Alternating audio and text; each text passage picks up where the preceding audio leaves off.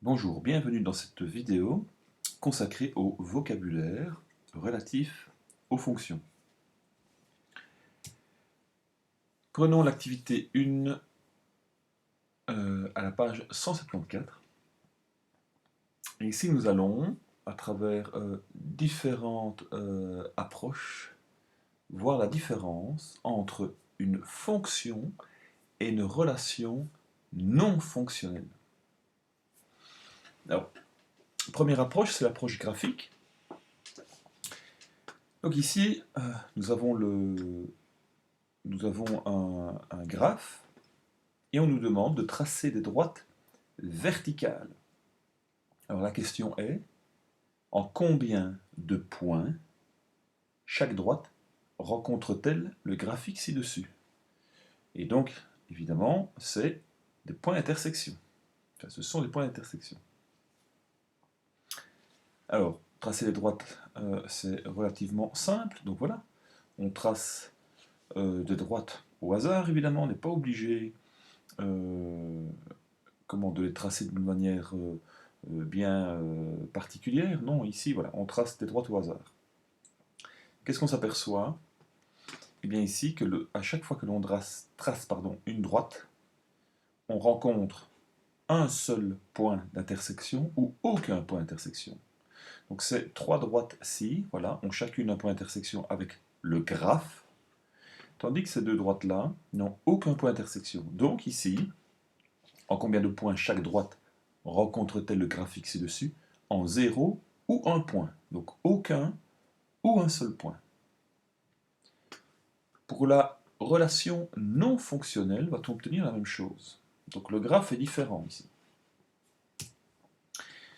Eh bien, on s'aperçoit qu'en traçant des droites au hasard, on n'obtient aucun point d'intersection, un seul point d'intersection, et ici, deux points d'intersection. Là, trois points d'intersection. Là, de nouveau, un seul. Et donc, en combien de points chaque droite rencontre-t-elle le graphique ci-dessus? En 0, donc aucun point, un seul point, deux points ou trois points. Donc on voit ici déjà la différence. Pour une fonction, l'intersection avec les droites parallèles à l'axe des ordonnées, eh bien, il y a une intersection en un point ou aucun point. Tandis que pour une relation non fonctionnelle, ça peut être aucun, un, deux ou trois points, ou ça pourrait même être davantage.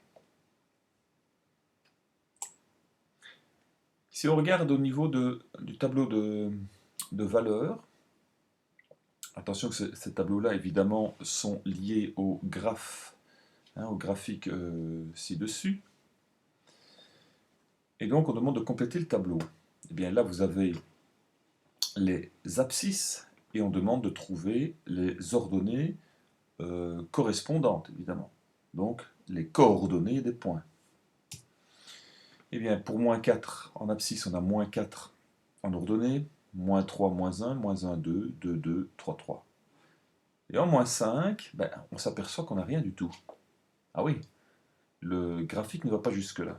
Eh bien, que fait-on? Voilà, on met ici ces trois traits rouges, d'accord, pour dire que, eh bien, moins 5 n'a pas d'ordonnée. Voilà. La coordonnée du point moins 5 à l'abscisse moins 5 n'existe pas. Il n'y a pas de point. Alors, pour la relation non fonctionnelle, ben, que va-t-il se passer ici? Ben, pour moins 2, on a moins 1. Pour 4, on a moins 2. Et puis, pour moins 5, nous n'avons toujours rien. Donc, là, on pourrait se dire, ben, je ne vois vraiment pas la différence.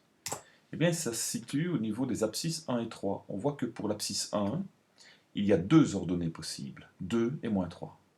Pour l'abscisse 3, deux ordonnées possibles également, 4 ou moins 2. Donc on voit que pour les points d'intersection, ben, soit, donc c'est comme simplement mis sous forme de tableau, mais évidemment c'est cohérent puisque pour la relation non fonctionnelle à partir d'une abscisse, et donc c'est-à-dire une droite parallèle à l'axe des ordonnées qui passe par l'abscisse moins 5, nous n'avons aucun point d'intersection, donc voilà, il n'y a pas d'ordonnée. On a un seul point d'intersection, d'accord, moins 1, là aussi. Et on peut avoir aussi 2 points d'intersection. Donc 2 valeurs en ordonnée, 2 et moins 3. Tandis que pour la fonction, eh bien, on peut ne pas avoir donc de points d'intersection, ou on peut en avoir au plus 1 de points d'intersection. Voilà, 0 ou 1. Tandis que pour une relation non fonctionnelle, 0, 1, 2, et il pouvait même y en avoir 3, ou même davantage. Donc voilà, 2 valeurs y pour une seule valeur de x. Alors, si maintenant on représente ça avec des ensembles, donc on demande de relier ci-dessous chaque abscisse à son ou ses ordonnées. Donc là, on a les abscisses qui sont représentées dans un ensemble et les ordonnées dans un ensemble également. Donc il suffit de relier évidemment une abscisse avec l'ordonnée correspondante pour refaire évidemment les coordonnées de points. Et bien ici, on voit que moins 4 est relié à moins 4, moins 3 à moins 1, moins 1 à 2, 2 à 2 également, 3 à 3. Donc chaque nombre de l'ensemble de départ, d'accord, des abscisses, est relié à aucun ou un nombre, d'accord, de l'ensemble d'arrivée. Donc on voit que ce nombre-ci, il n'est relié à rien du tout, donc c'est bien 0. Celui-ci, il est relié à moins 4, ça fait 1. Oui, mais ici, de même, moins 1 est relié à 2, donc il n'a bien relié qu'à 2 uniquement, et 2 est relié lui aussi à 2. Donc ils ont chacun une image, une seule image, qui est 2, ils ont une image commune. Pour la relation non fonctionnelle, que va-t-il se passer? On a toujours, oui, donc moins 2, cet élément-là qui est relié à l'élément moins 1 de l'ensemble des ordonnées. Donc c'est bien 1, 1. Et ici, cet élément-ci, eh bien, contrairement à ce qui se passait ici, où un élément avait au plus, d'accord, une image, donc 0 ou 1, donc une ordonnée, 0 ou une ordonnée, et bien ici on voit que cette abscisse-là a 2 valeurs possibles en ordonnée. Voilà, donc ceci est tout à fait différent de ça. On voit que 3 aussi a 2 valeurs possibles en ordonnée, moins 2, 4. 4 n'en a qu'une seule. Donc on voit qu'un élément peut ne pas avoir d'équivalent donc de valeur en ordonnée, peut en avoir une seule, ou peut en avoir 2, ou évidemment plus. Donc chaque nombre de l'ensemble de départ est relié à 0, donc aucune, une ou, enfin un ou deux nombres de l'ensemble d'arrivée. Alors on va ici lancer une petite vidéo, donc pour compléter après le questionnaire, je te laisse l'écouter.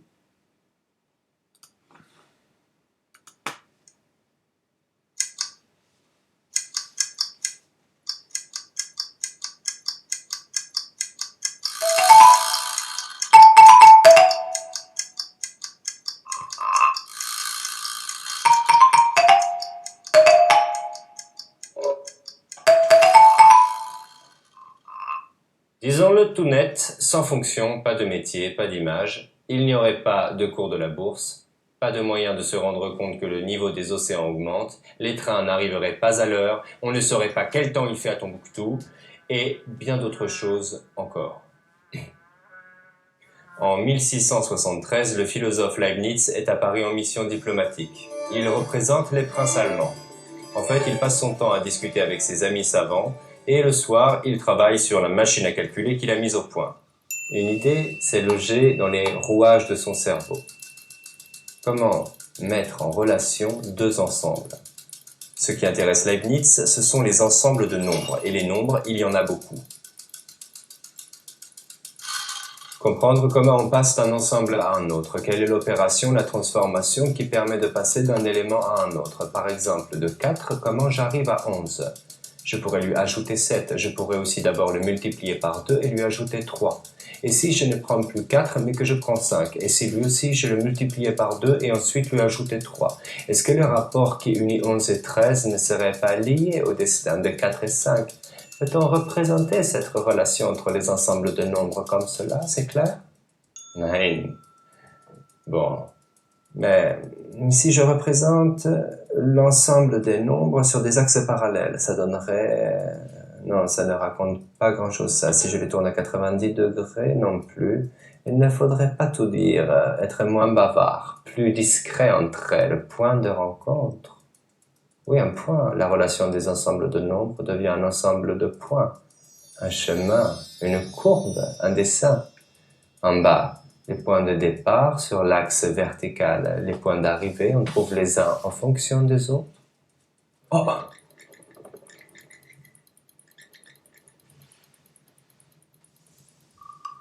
Voilà, la fonction est née. On dit que y est l'image de x par f. f de x est égal à 2x plus 3. Votre fonction, multipliée par 2, puis ajoutez 3. f de 4 est égal à 2 fois 4 plus 3 est égal à 8 plus 3 est égal à 11. Pour x égale 4, y égale 11. Le rapport des uns et des autres est une droite, c'est simple, c'est net, c'est la fonction affine. f de x est égal à x carré, votre fonction élevée au carré. C'est bien élevé, c'est au carré, joli dessin. Il y a aussi la sinusoïde, je vous le fais les doigts dans le nez, mais une autre fois. Retenons ceci. En réfléchissant à la mise en relation des nombres entre eux, Leibniz fabrique un mot, comme il fabrique sa petite machine, en tâtonnant, en dessinant, à l'intuition. En mathématiques, il faut savoir penser avec la main.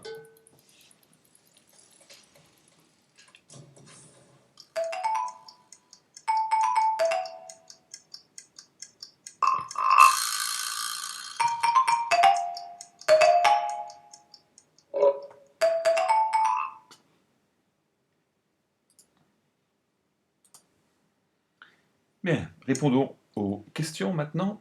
À qui est attribuée la notion de fonction et quand? Eh bien, c'est le philosophe Leibniz en 1673. Quelle est la question qui le préoccupe? C'est comment mettre en relation deux ensembles de nombres. Question suivante. Dans la méthode graphique, comment se traduit la relation entre les ensembles de nombres? Par un ensemble de points. Pourquoi parle-t-on de fonctions? Car on trouve les uns en fonction des autres, c'est ça qui est important. Donc on va trouver les ordonnées en fonction des abscisses. Quelle est donc la fonction de y égale 2x plus 3? Eh bien la fonction mathématique ici qui permet de passer des abscisses aux ordonnées, c'est de multiplier les abscisses par 2 et d'ajouter 3. Donc multiplier par 2 puis ajouter 3.